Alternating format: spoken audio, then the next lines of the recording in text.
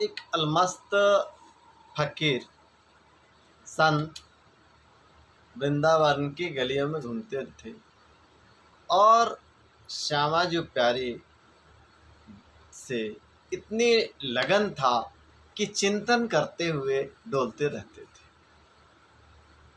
कहते हैं कि अंदर और बाहर उजियार क्या है। तो इतने अलमस्त थे कि नहीं हाथ में कुछ ऊपर से बनावटी कुछ नहीं, थैला कुछ नहीं, अलमस्त घूमते रहते थे और राधे जी स्वामी से प्रेम करते थे और भजन करते रहते थे। तो एक बारी की बात है, घूमते घूमते यहीं वृंदावन में बैठे तो एक सेठ जी को बहुत आनंद आ गया और कहे कि महाराज आप कभी हमें भी सेवा का मौका दें, कभी हमें भी सेवा का मौका दें और हमारे आश्रम, हमारे गृहस्थ आश्रम में पधारें। तो बोले कि ठीक है, जैसी आपकी इच्छा, आएंगे आपके यहाँ। इतना कह करके उन्होंने बुला के लेके गए। महाराज बहुत अच्छा से आसन लगाए, सेठ जी रखे उनको। और जब दूसरे दिन जब जगे तो देखे हैं महाराज जी अभी तक अपना स्नान ध्यान वगैरह कर लिए हैं कि नहीं, थोड़ा चरण वगैरह पूजन करें और थोड़ा उनको जलपान वगैरह कराएं, सेवा करें। तो सेठ जी आए तो देखते हैं क्या कि अपने ही जहां उन्होंने सोने का व्यवस्था किया था, लेटने का व्यवस्था किया था, तो वहाँ पे अपने बिस्तर पे बैठे बैठे जाप कर रहे हैं। तो सेठ जी ने कहा, महाराज आप कैसे हैं? इतने ऊंचे महात्मा होने के बाद भी अभी तक आपने स्नान आदि नहीं किया?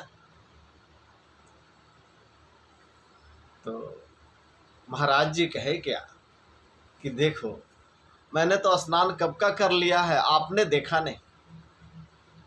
तो सेठ जी बोले कि आप इतने पहुँचे हुए हैं, आपसे हम क्या कह सकते हैं, लेकिन मुझे ऐसा प्रतीत होता है कि अभी तक आप स्नान नहीं किए हैं और आप झूठ बोल रहे हैं,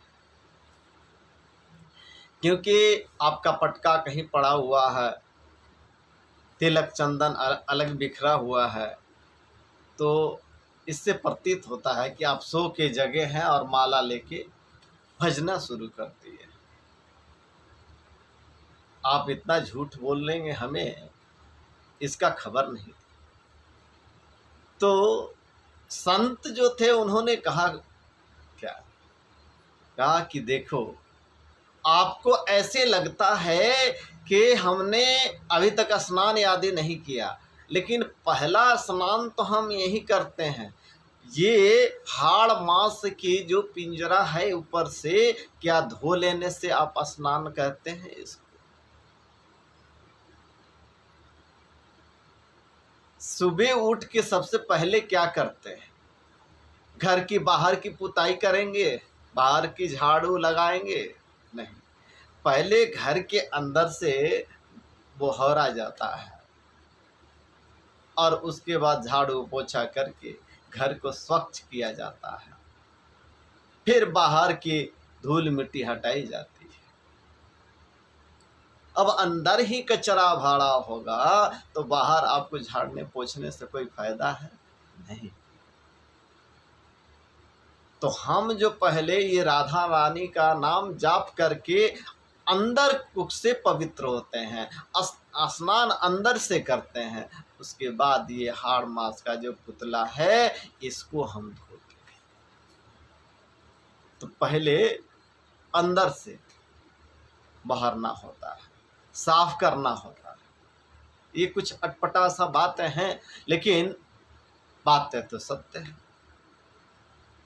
छोटी छोटी काम हम भी करते हैं कि सुबह उठे, हाँ, तो अपने दोनों हाथों को कर को देखते हैं और नमस्कार करते हैं, भगवान को याद करते हैं, पृथ्वी में माँ को प्रणाम करते हैं और फिर आगे अपने गोविंद को याद करते हैं, राम जी को याद करते हैं, हनुमान जी को याद करते हैं और फिर उसके बाद आगे कुछ कार्य करते हैं, स्नान आदि करते हैं।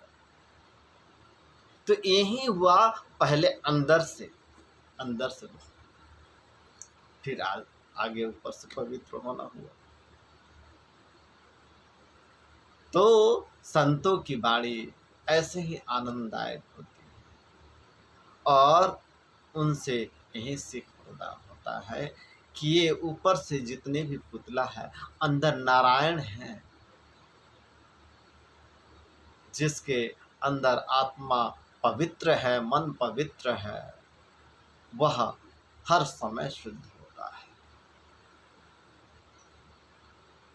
बोलिए जय जय श्री सीताराम, जय जय श्री सीताराम।